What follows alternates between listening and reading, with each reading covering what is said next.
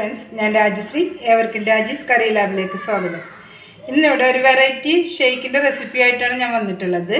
നമ്മൾ കറിയൊക്കെ വെക്കാൻ ഉപയോഗിക്കുന്ന ചുരക്കയിലെ അതിന്റെ ഷേക്ക് ആണ് ഞാൻ ഇവിടെ തയ്യാറാക്കാൻ പോകുന്നത്.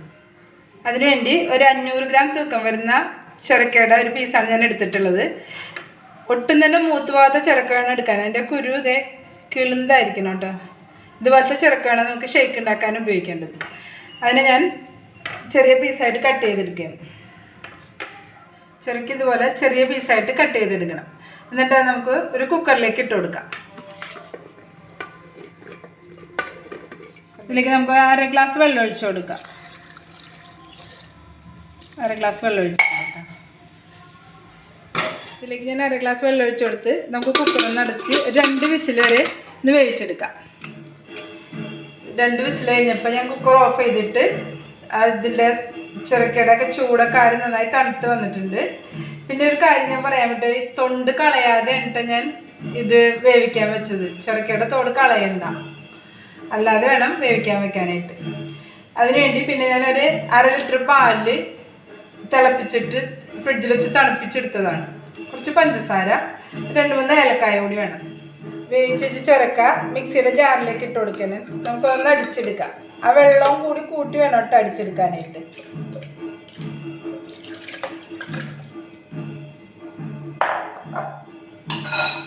അതിൻ്റെ കൂടെ 4 ഏലക്കായ കൂടി ഞാൻ ഇട്ട് കൊടുക്കണം.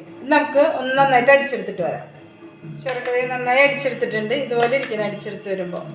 ഇതിൽ ഫ്ലേവറിന് വേണ്ടിയിട്ടാണ് ഞാൻ ഏലക്കായ ചേർത്തത്. നിങ്ങൾക്ക് ബൂസ്റ്റോ അങ്ങനെ എന്തെങ്കിലും വേണമെങ്കിൽ അത് ചേർത്ത് കൊടുക്കാം കേട്ടോ. ഇതിലേക്ക് ഞാൻ ഈ സ്പൂണിൽ 2 സ്പൂൺ പഞ്ചസാര ഇട്ട് കൊടുക്കുകയാണ്. വേണമെന്ന് നോക്കിയിട്ട് പിന്നെ എടുത്ത് കൊടുക്കാം. പകുതി പാൽ ഇതിലേക്ക് ഒഴിച്ചു കൊടുക്കണം. 1/2 ലിറ്ററിൻ്റെ നമുക്ക് അടിച്ചെടുത്ത് വന്നിട്ട് നോക്കിയിട്ട് വേണമെങ്കിൽ ചേർത്ത് കൊടുക്കാം. ബാക്കി ഇങ്ങനെ നമ്മുടെ ഷേക്ക് റെഡി ആയി കഴിഞ്ഞ് ഞാനതൊരു ഗ്ലാസ്സിലേക്ക് പകർത്തിയാണ്.